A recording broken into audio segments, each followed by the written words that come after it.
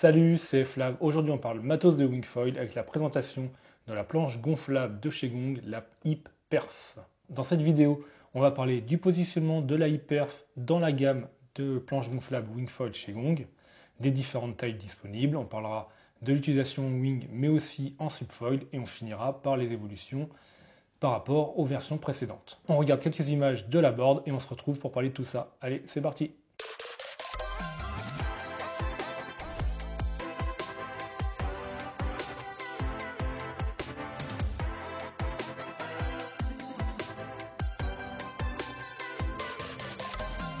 La Hip a été une des toutes premières planches gonflables avec une plaque carbone, si ce n'est la première.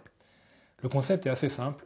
On prend une planche de sup classique, en drop stitch, on colle dessus une plaque en carbone qui permet d'assurer la rigidité de la planche, mais aussi d'accrocher le foil. Maintenant, sur le marché, sur les planches gonflables, on n'a quasiment que des planches avec ce concept. Depuis son lancement en 2020, Gong a étoffé la gamme de planches wingfoil gonflables avec la Hip Pro, puis la Hip First, et maintenant la Hip Freefly, et au passage ils ont renommé la Hip classique en Hip Perf. En simplifiant au max, si je devais résumer la gamme, je dirais que si je suis débutant, je regarde la Hip First ou la Hip Perf.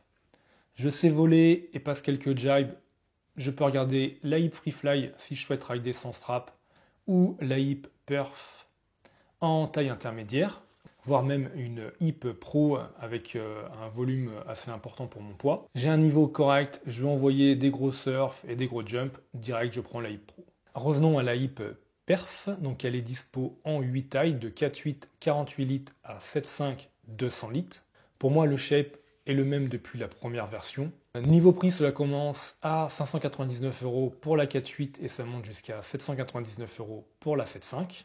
La 6.5 170 litres, c'est la planche actuelle de mon père, qui vole des deux côtés, mais qui prend son temps pour décoller, avec un très léger pumping, et puis il commence les jibes. J'ai fait une session en wingfoil avec, alors c'est toujours perturbant de passer de 4.6 65 litres à 6.5 170 litres. Il m'a fallu un petit temps d'adaptation, mais après les jibes étaient ok, la longueur était plus vraiment un problème, juste lorsque je faisais des 360 carving, l'encombrement se faisait vraiment bien sentir et j'ai pas réussi à en boucler un. En termes de vitesse, j'ai quand même réussi à sortir plus de 19 nœuds en 6 mètres avec un foil fluide LS 1100. Et la planche, à ces vitesses-là, était étonnamment très stable. C'était une surprise pour moi. J'ai aussi pu faire quelques sessions en subfoil avec cette 6.5 170 litres. Bon, avec mon expérience en wingfoil, en freefly et en subsurf, la prise en main a été facile. Cette vague, c'était une de mes premières sessions en subfoil. C'était plutôt facile de prise en main, pas vraiment de sujet. Juste la différence de taille de la planche par rapport à ce que j'ai l'habitude de rider, qui fait que j'ai un peu trouvé la planche encombrante, pas très réactive. Moi, j'ai l'habitude de faire du freefly en wing avec 75 litres et un foil au ratio. Là, on n'était pas du tout sur le même matos. Par contre, au take-off, j'étais bien content d'avoir 6,5 parce que la planche a pas trop de row, donc ça facilite le take-off. C'est plutôt bien de ce côté-là. Qu'est-ce qui change sur cette V4? Alors, tout d'abord, on le voit, le design. Pour moi, les boards Gong sont toujours plus belles chaque année, mais là, c'est vraiment très classe. J'aime beaucoup. On a le sac de transport qui évolue, avec quelque chose qu'on a déjà vu sur la Hip First, savoir qu'on peut maintenant ranger dans le sac, dans des compartiments spécifiques, le mât, le fuselage et la top plate. Donc c'est plutôt pas mal. La front wing, comme le stab, par contre, eux, sont rangés dans le compartiment avec la planche. Le pad aussi a été modifié, comme sur le reste des planches Wing 2023. On a un pad maintenant qui est plutôt lisse et plus en diamond. Ça ressemble à ce qu'on trouve sur les planches de sup Queen Mary Cruising. Alors le pad accroche un peu moins, mais il a l'avantage de ne pas faire mal aux genoux. Et ça, c'est un sujet qu'ont certains débutants, c'est qu'à force de rester à genoux sur leur planche ou de monter dessus, etc., ils se râpent les genoux. Et donc je pense qu'avec ce pad, ça sera nettement plus doux et nettement plus sympa pour eux. Et pour finir, je voulais aussi parler des straps. Sur la Hip Perf, il y a un strap en V à l'avant et un strap simple à l'arrière. Le strap en V à l'avant, il est depuis la V2 au centre, c'est-à-dire qu'il y a une seule vis au milieu de la planche. Et je pense que c'est important d'avoir ce type de positionnement et de ne pas avoir des straps excentrés. Ça permet d'avoir les appuis bien au milieu de la planche et ce qui est quand même plus facile. Un point qui est à noter, c'est qu'il n'est pas possible de régler l'écartement des straps avant-arrière.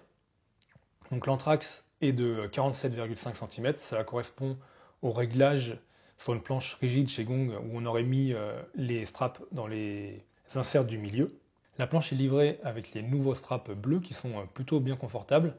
Et en option, maintenant, il y a une taille de strap S pour les petits gabarits qui pouvaient trouver les straps des planches gonflables chez Gong un peu trop grands. Donc là, ils ont une petite taille.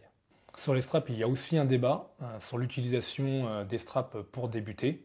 D'un côté, certains trouvent que c'est dangereux pour les chevilles, qu'on risque de rester coincé dedans lors d'une chute et de se faire une entorse.